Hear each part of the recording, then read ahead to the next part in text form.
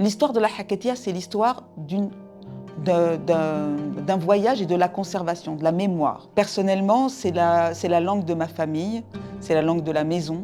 Et donc, il y a beaucoup d'affect dans cette langue, tous les souvenirs et toutes les particularités de cette identité qui est si particulière. Donc, avec ses composantes, là, j'en arrive à la valeur culturelle.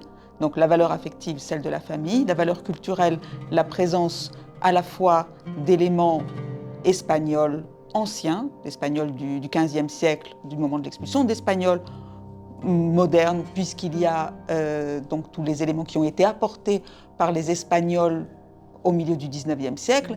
Il y a énormément de la culture arabe,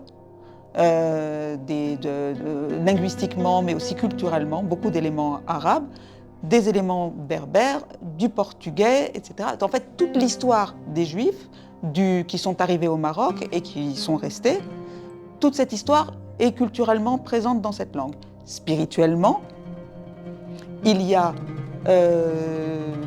des éléments religieux véhiculés par la langue, toutes les bénédictions, c'est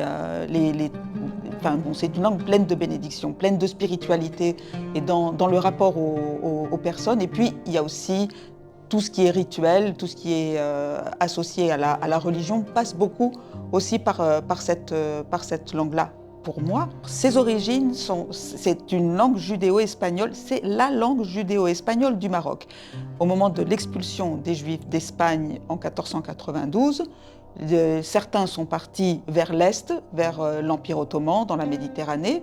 D'autres sont partis plutôt vers le Sud ou vers l'Est et sont passés, certains par le Portugal ou par le Sud, et sont arrivés donc par l'Atlantique, soit dans le nord vers